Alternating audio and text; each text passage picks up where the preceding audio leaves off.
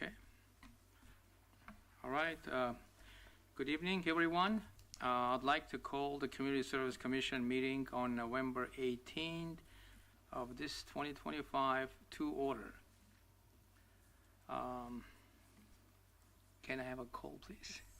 Commissioner Hernandez, Present. Commissioner Garcia, Commissioner Briceño, Present. Vice Chairperson Slater, Chairperson Ordian. Present. And just for the record, Vice Chairperson Slater and Commissioner Garcia are absent. Okay. All right. Thank you. Commissioner Hernandez, would you please join me in? Absolutely. Place your right hand over your heart. Ready? Begin. I pledge allegiance to the flag of the United States of America and to the republic for which it stands, one nation, under God, indivisible, with liberty and justice for all.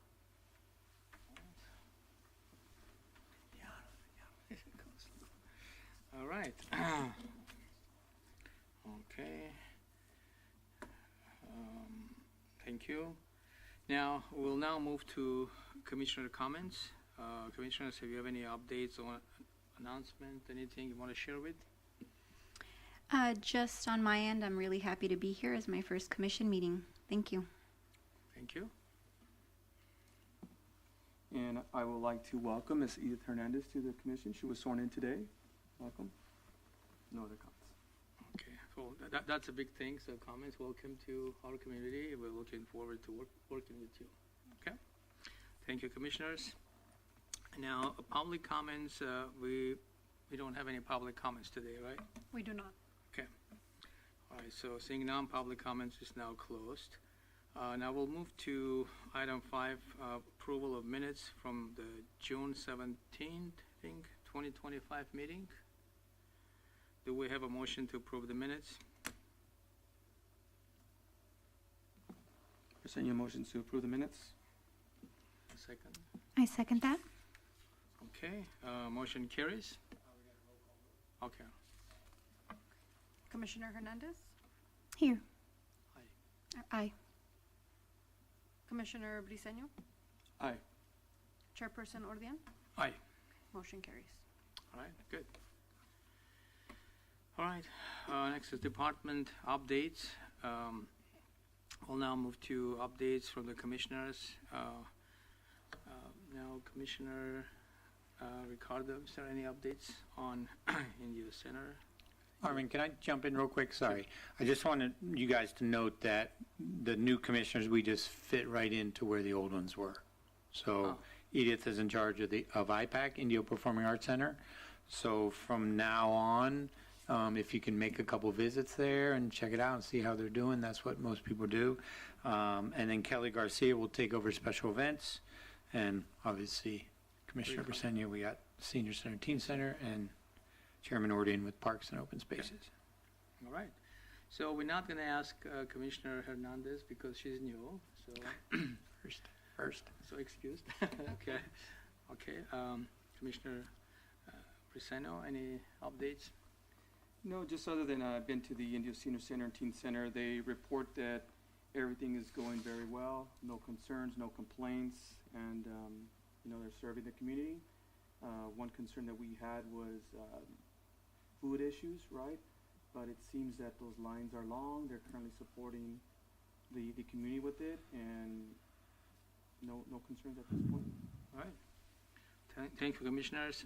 Now with Mike, as you know, I have in charge of visit Yucca Park, North Jackson Park, Miles Avenue Dog Park. And overall, everything seems to be running smoothly. I just want to thank our staff for their continuing dedication. It really shows. Jim, just want to mention that. I did receive a few gentle comments from the residents recently, and nothing major, just a small observations. Some share that at a certain time of day, a bit of extra attention to general tidiness could be helpful. At Miles Avenue Dog Park, a few pets owners mentioned the park is being used a lot, and they would appreciate a little more shade or small improvement in the high traffic areas, whenever it's feasible. Those are just a friendly feedback, no complaint, but everything else looks good, and I just want to thank appreciation to our community services for, staying responsible for all the work they do. Okay, next item would be community service manager updates.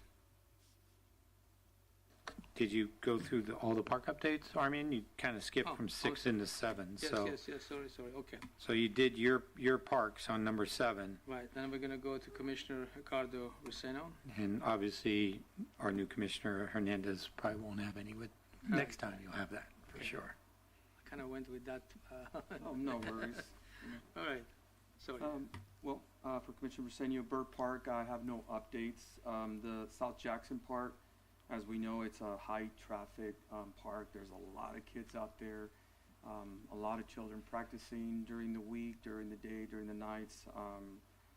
There's no reports, negative reports, other than I think they're looking or considering that we need shade in that park as well.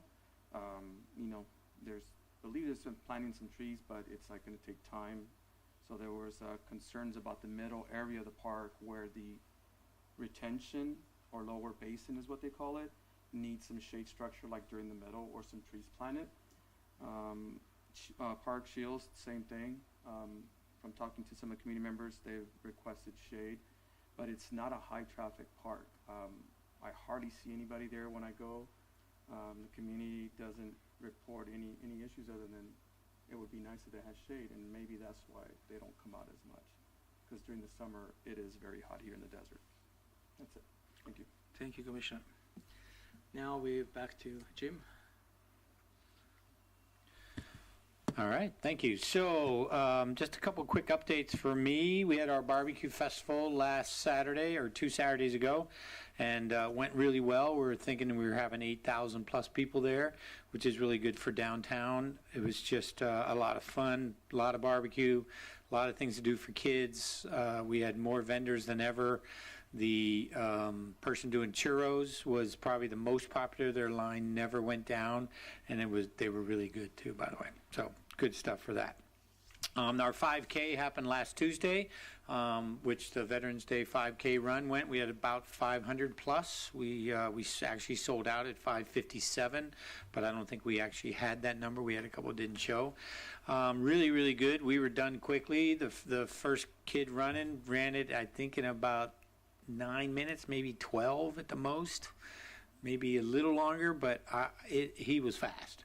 And then the last person that I followed on the route, because I was picking up signage and things like that, she was walking and she was puffing and huffing, and I went to her and said, "Are you good? You need some help?" She's like, "Nope, I am going to make it." And I said, "I will make sure you make it." And she did. It was awesome. Just those sort of stories and things like that were really good. But proceeds went to our American Legion here locally in Indio and to the Hunter Lopez Foundation. So that was really good as too. So good stuff for sure on that. Tamale Festival's coming up December 5th, 6th, and 7th. December 5th, Friday, is our holiday party. You come on in, Michael. Come on in. Michael's here now. Paulina. So it's going to be great. It's going to be at Miles Avenue Park again this year, which is probably going to be the last year there, because I think we're going to be open for business here downtown, because those apartments should be pretty much done, and they want to bring it back downtown. So I think this will be the last year at Miles Avenue Park, but it should be good.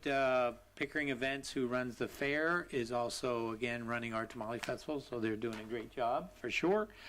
And we have a busy January coming up for sure. It's a lot of things happening at Empire Polo Club. A lot of things. We have the Kennel Dog Show. We have the Family Motor Coach Association rally that's coming to the fairgrounds. And then it's the lacrosse tournament. And then it's the Southwoods Arts Festival. So January is busy. February is a fair. That's all getting ready for Coachella and Stagecoach in April. So things are looking good.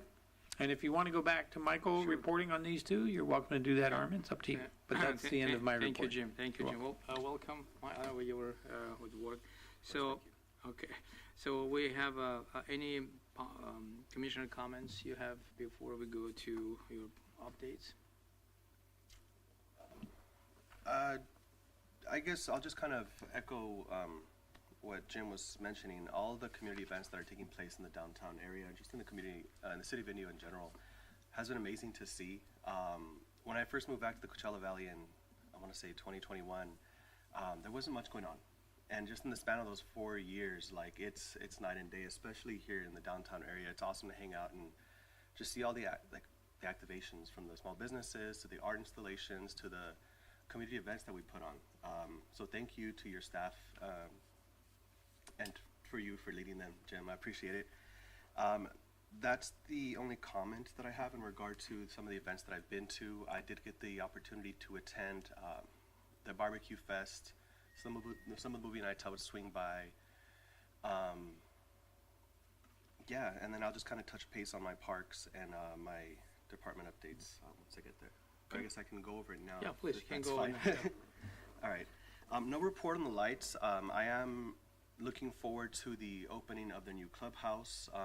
Are there any updates in regard to that date, Jim? Yes, absolutely. So the clubhouse is looking really, really good. It's crazy looking inside compared to what was there.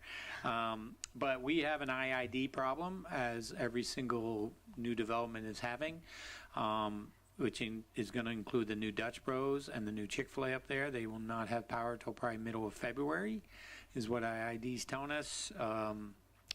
I'm thinking, since they said middle of February, it's probably going to be middle of March. So that's what we're kind of gearing towards March, which is kind of a bummer because season starts, and we wanted to have that clubhouse open and ready to go for the new season, which obviously didn't happen because we opened last week for overseating, or from overseating. So it'll be great when it happens, and we're going to have a golf tournament grand opening sort of thing, and I got some other ideas as well. So it'll be good when that happens. Cool. Perfect. Yeah. Thank you. Mm-hmm. All right, well, thank you, Commissioner Michael. So, I just had a few Oh, parks. I did get the opportunity to swing by the Dr. Carrion Park. I do enjoy it. I do enjoy seeing it being utilized by the community, especially with the weather kind of allowing more opportunities to spend time outside. That's been really nice to see. I have seen quite a bit of police activity there as well, so it is a bit concerning, and I feel like that might dissuade community members from utilizing that park. Obviously, those things are out of our control, and I'm thankful for the police presence because it does deter people from misusing the park. And yeah, the Miles Avenue Dog Park, I'm sorry, the Station 87 Dog Park and the Miles Avenue Dog Park, I've had the opportunity to swing by, and they've been fine. When I went to the Station 87, it was being reseeded though, so I didn't get to hang out there. But Miles Avenue Dog Park was awesome, and that's Armin's park. But your park is great. Yeah. we're looking at the same park. Good. Yeah, and that's my reports. I do have a question in regard to another dog park. I think this is going to be Commissioner Cali Garcia's dog park, and my apologies. I didn't meet the commissioner. Edith Hernandez. Edith, nice to meet you, Edith. Nice to meet you. At Mulligan Dog Park, that's the one that's right behind a like a storage facility, correct? Okay. I spent some time there, and I was a little concerned at the electric fence that they have listed there, or they have electric fence sign warnings there. So there is a fence in between the dog park and that fence. However, there's only about, I want to say, like maybe a 6-foot space in between the alleged electrified fence and the fence that's at the dog park. Okay. The electrified fence seems to be anywhere between 8 to 10 feet tall, and the fence at the dog park, I want to say it's 5 to 8 feet tall. It's a standard fence. While it poses no safety concerns now, it is a little off-putting just in the event like a dog were to jump over the fence or in the retrieving a ball. I don't know if it is a live current fence and if it's just there to just deter people from entering the facility, but Did you touch it? Did you go up and touch it? I spat at it. No, I'm just kidding. You wouldn't be sitting here. I wouldn't be sitting here if I did that. But no, again, that was, and I'm not sure if it's private property, but it was just a bit concerning to have an electrified fence that close to a dog park. Sure. So I just wanted to bring that up. I'll check on that tomorrow. I'll go look at it, and if there's any type of ordinance issues, I'll check that out as well. Okay, for sure. And that's all I had. Thank you. Okay, thank you, Commissioner.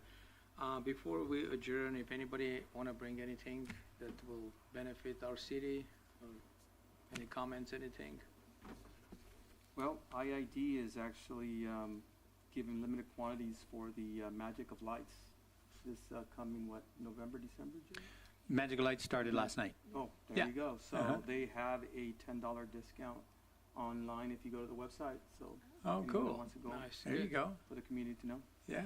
Thank you. Thank you, Commissioner. All right, well, I have something. Oh, yeah.